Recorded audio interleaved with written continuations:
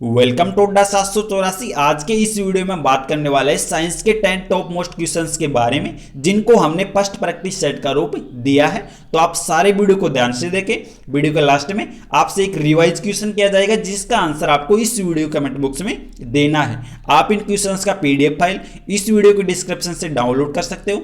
तो आइए शुरुआत करते हैं। अगर आपको किसी भी क्वेश्चन का आंसर आता हो तो आप अपना आंसर वीडियो कमेंट बॉक्स में लगाइए और अपनी तैयारी को और भी बेहतर बनाइए। तो चलिए शुरुआत करते हैं। क्वेश्चन फर्स्ट है, हमारा दूध के घनत्व को किससे मापा जाता है? या आप इसे ऐसे भी बोल सकते हो कि दूध के घनत्व को मापने का यंत्र होता है।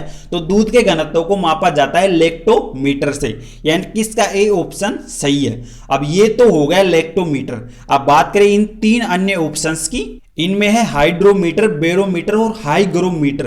तो बात करें हाइड्रोमीटर की, तो इससे तरल पदार्थों का सापेक्षिक घनत्व मापा जाता है। बात करें बेरोमीटर की, तो इससे वायुमंडलीय दाब को मापा जाता है। और बात करें हाइग्रोमीटर की, तो इससे हवा की आर्द्रता या आप इसे हवा की नमी भी बोल सकते हो। तो आपको अब इन दोनों में इतना सा अंतर याद रखना है कि हाइड्रोमीटर से तरल पदार्थों का घनत्व मापा जाता है और हाइग्रोमीटर से हवा की आर्द्रता को मापा जाता है। तो आपको इस क्वेश्चन से इतनी जानकारी नोट करनी है।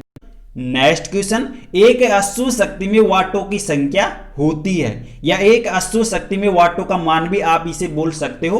तो एक अश्व शक्ति में वाटों की जो संख्या होती है वो होती है 746 वाट, यानी कि इसका बी ऑप्शन सही है। अब यहां बात आती है अश्व शक्ति की, जिसे हॉर्स पावर के नाम से भी जाना जाता है। हॉर्स पावर की बात करें तो हॉर्स पावर के अंदर बड़े बड़े यंत्रों और बड़े बड़े मोटर्स की शक्ति को व्यक्त किया जाता है, और उस शक्ति में एक इकाई जो होती है उसका मान होता है 746 वाट। तो आपको इस क्वेश्चन से इतनी जानकारी नोट करनी है। नेक्स्ट क्वेश्चन, दूध को मथने पर क्रीम अलग हो जाता है, इस पर कौन सा बल कार्य करता है? तो दूध को मथने पर क्रीम का अलग होना, इस पर अपकेंद्रीय बल कार्य करता है, यानी कि इसका सी ऑप्शन सही है। अब यहां आपको इन दोनों में इतना सा नोट करना है कि एक होता है अभिकेंद्रीय बल और एक होता है अपकेंद्रीय बल।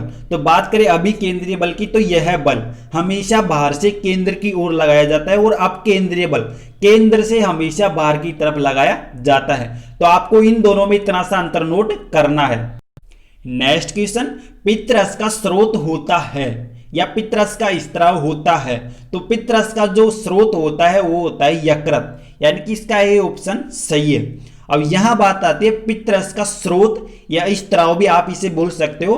पित्तरस का जो स्त्राव होता है वो होता है यकृत से, और पित्तरस जहां इकट्ठा होता है या संचित होता है वो होता है पित्ताशय में। तो आपको इन दोनों में इतना सा अंतर नोट करना है कि पित्तरस का जो स्रोत होता है वो तो होता है यकृत, और पित्तरस जहां संचित होता है, जहां भंडार होता है पित्तरस का, वो होता है पित्ताशय। तो आपको इन दोनों में इतना सा अंतर नोट करना है। नेक्स्ट क्वेश्चन, यांत्रिक ऊर्जा को विद्युत ऊर्जा में बदलता है। तो जो यांत्रिक ऊर्जा को विद्युत ऊर्जा में बदलने का कार्य करता है वो होता है डायनेमो, यानी कि इसका सी ऑप्शन सही है। अब ये तो हो गया डायनेमो। बात करें विद्युत मोटर की, तो विद्युत मोटर इसके विपरीत कार्य करता है।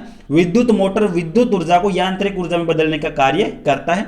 बात करें विद्युत सेल की, तो यह सौर ऊर्जा को विद्युत ऊर्जा में बदलने का कार्य करता है। बात करें इंजन की, तो यह ऊष्मा ऊर्जा को यांत्रिक ऊर्जा में बदलने का कार्य करता है। तो आपको इन चारों से इतनी जानकारी नोट करनी है। नेक्स्ट क्वेश्चन, खाने का सोडा है, तो जो खाने का सोडा है वो है सोडियम बाइकार्बोनेट, यानी कि इसका बी ऑप्शन सही है। अब आप खाने के सोडे को बेकिंग सोडा भी बोल सकते हो। बात करें इसके सूत्र की, तो इसका सूत्र होता है NaHCO3, जिसको बेकिंग सोडा या सोडियम बाइकार्बोनेट बोला जाता है। बात करें सोडियम क्लोराइड की, तो यह एक साधारण नमक होता है। इसका सूत्र होता है NaCl, जिसको सोडियम क्लोराइड बोला जाता है। तो आपको इन दोनों का याद रखना है, ये दोनों मोस्ट है। नेक्स्ट क्वेश्चन, किस पदार्थ की विद्युत चालकता सर्वाधिक होती है?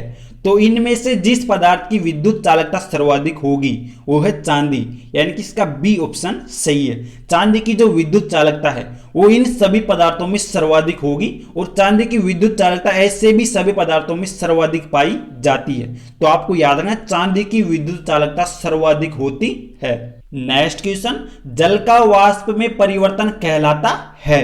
तो जल का जो वाष्प में परिवर्तन होता है उसको भौतिक परिवर्तन बोला जाता है, यानी कि इसका बी ऑप्शन सही है। अब एग्जाम के अंदर अक्सर भौतिक परिवर्तन और रासायनिक परिवर्तन इन दोनों से क्वेश्चन उठाया जाता है, तो आपको इन दोनों में अंतर याद रखना है कि रासायनिक परिवर्तन वह परिवर्तन जिसमें एक पदार्थ की अवस्था जाने के बाद पुनः पदार्थ को अपनी पहली अवस्था में नहीं लाया जा सकता। एक होता है भौतिक परिवर्तन जिसका किसी अवस्था में परिवर्तन होने के बाद पुनः अपनी प्रथम अवस्था में आ जाता है, उसे भौतिक परिवर्तन कहते हैं। तो आपको इन दोनों में इतना सा अंतर नोट करना है। नेक्स्ट क्वेश्चन, किसी तत्व के रासायनिक गुणों को तय करता है। तो जो किसी तत्व के रासायनिक गुणों को प्रदर्शित करता है वो होता है इलेक्ट्रॉनों की संख्या, यानी कि इसका बी ऑप्शन सही है। अब यहां आप इसे रासायनिक गुणों या पदार्थ की प्रकृति को जो व्यक्त करता है वो होता है इलेक्ट्रॉन। अब बात करें द्रव्यमान की, तो द्रव्यमान प्रोटॉनों की संख्या और न्यूट्रॉनों की संख्या को मिलाकर द्रव्यमान व्यक्त किया जाता है। तो आपको इन दोनों के बारे में भी नोट करना है। नेक्स्ट क्वेश्चन, सेलुलोज की भित्ति किसके सेलों में पाई जाती है, या आप इसे ऐसे भी बोल सकते हो कि सेलुलोज की भित्ति किसके सेलों में पाई जाती है। तो पौधों की सेलों में या पौधों की कोशिकाओं में सेलुलोज भित्ति पाई जाती है, यानी कि इसका बी ऑप्शन सही है। अब इस क्वेश्चन को एग्जामिनर आपसे ऐसे भी पूछ सकता है कि जंतु कोशिकाओं में और पौधों की कोशिकाओं में अक्सर कौन सा अंतर होता है, तो आपको वहां ऑप्शन में डाल देगा सेलुलोज भित्ति। तो आपको इस क्वेश्चन के बारे में इतनी जानकारी नोट करनी है।